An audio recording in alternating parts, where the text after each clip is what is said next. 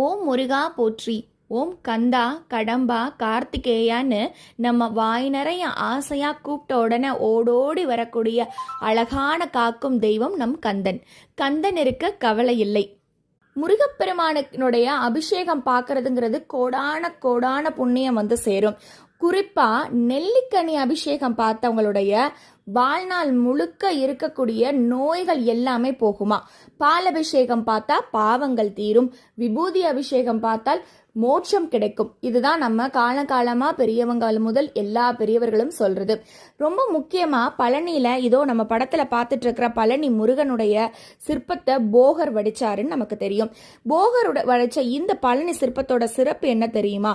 வலது கால் ஒரு பக்கம் முன்னாடி இருக்கும் இடது காலை விட. ஏன் தெரியுமா? பக்தர்கள் ஐயா நீயே பொறுப்புன்னு எங்க இருந்து எப்ப கூப்பிட்டாலும் ஓடோடி வர்றதுக்கு ஏற்றாற் போல வலது காலை முன்வைத்து நிற்கிறார் முருகப்பெருமான்.